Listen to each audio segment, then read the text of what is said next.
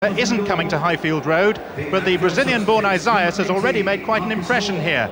Signed for a song from Benfica, he's the man who ambushed Arsenal with 3 goals in the European Cup a few seasons back. The Portuguese side won 4-2 overall, with Kevin Campbell scoring for Arsenal. Now released from the strictures of Highbury, Campbell is part of the post-Collymore era at Forest. Unbeaten so far, they've brought back Lars Bohinen in midfield. The Italian Silenzi is on the bench, and Stuart Pearce, who missed a penalty here last season, has now recovered from a hamstring injury. Coventry's entire team cost less than Collymore. Apart from Isaias, Telfer, Solarco and Paul Williams are the new boys. In fact, 7 of the players have arrived in the 7 months that Ron Atkinson has been in charge.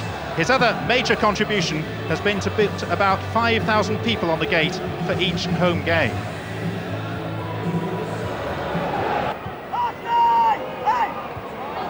Williams to Dublin, back from Telfer. Here's a chance for Dublin, first time. He hurried it just a little bit, and he shows his frustration by slapping his thigh with his palm of his hand. A header! Oh, splendid header by Dion Dublin, and they love him in the sky blue city.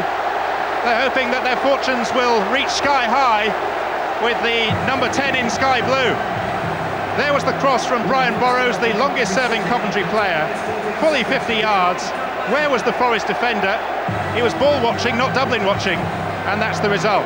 Dion Dublin, his 2nd goal of the season. Burrows, the creator, helped, aided and abetted by the Forest centre-back. There's Dublin's header, and there's a despairing dive from Mark Crossley. Dion Dublin, 2 goals already this season, and can break. It's 3 against 3.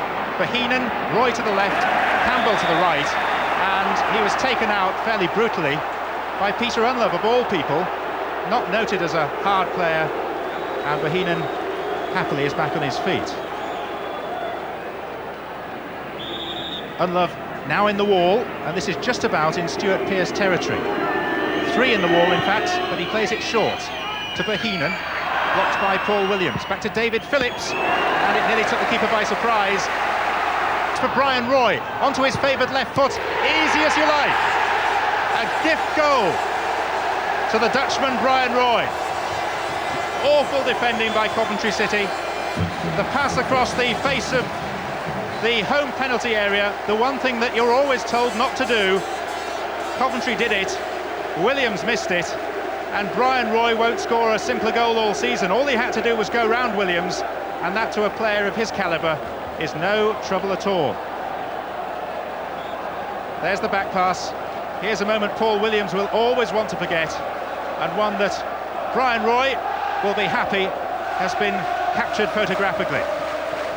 1-1. Telfer for Coventry. A fierce shot. Oh, and Crossley spilt it. He went down well at the near post and formed the barrier.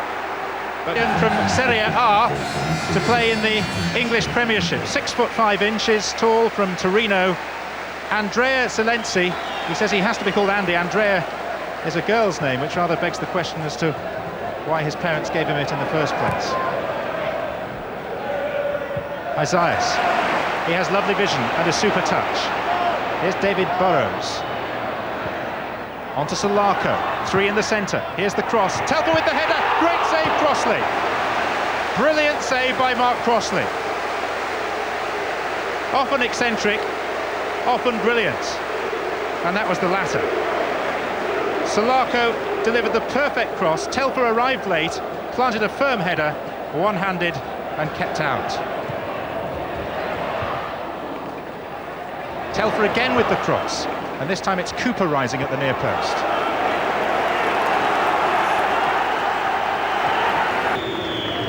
And the referee decides that that is sufficient. A second half that didn't really match up to the excitement of the first period.